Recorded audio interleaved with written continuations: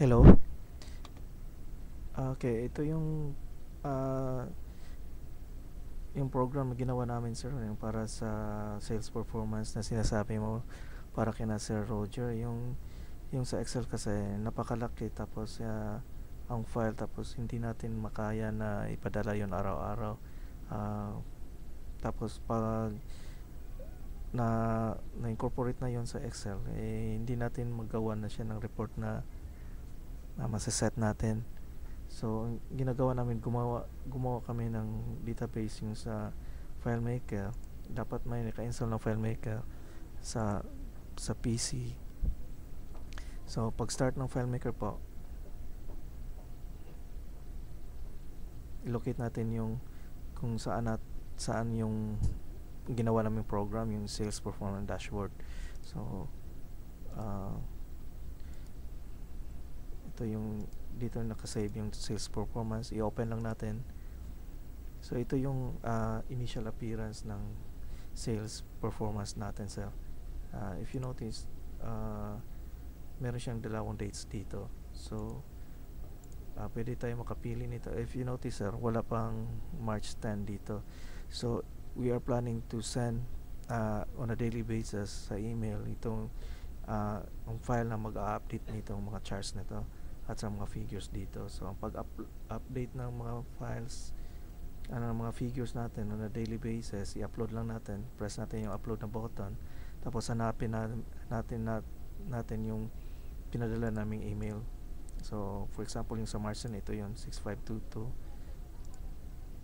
So, if you notice, mayroon ng figures dito yung March 10. Ganun lang kadali.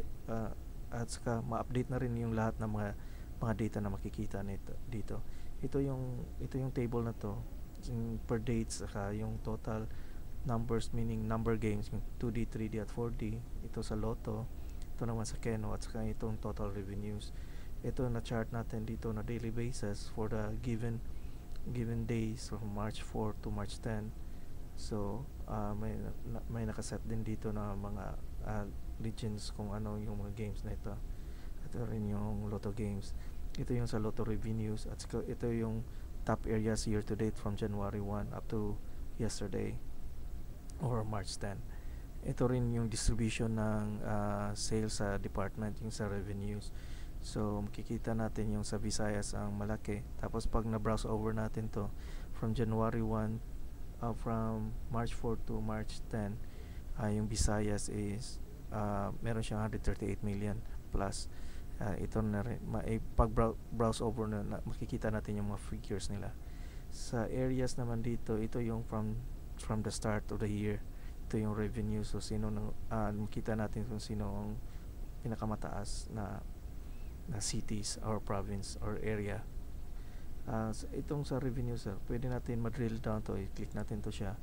Kikita natin iba-ibang charts na kung saan makikita mo na yung sa 2D, sa 3D, 4D at saka sa Keno.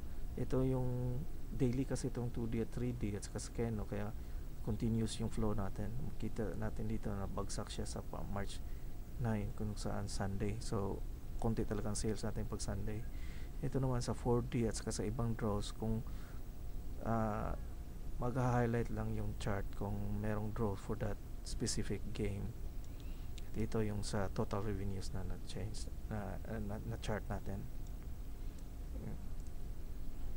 So, itong dashboard na to, sir, sa isang tingin lang makikita mo kaagad yung pattern ng sales, kung kailan tayo bumaba ng sales, at saka pwede na natin i-investigate kung bakit siya mababa, at saka makikita din natin kung sino yung top performing areas. Ito is sa Pacific Online lang na system, subalit pwede rin natin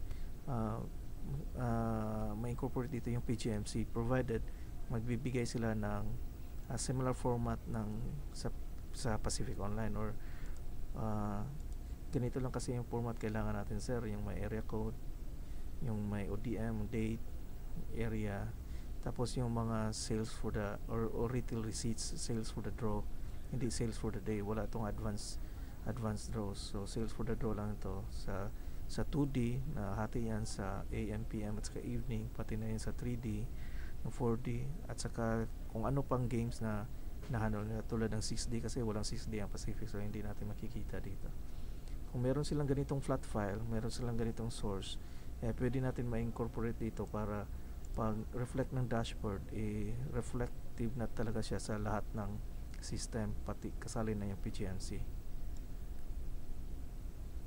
So ito yung ginawa namin sir para sa sales performance na gagawin nila ni Sir Roger. Thank you sir.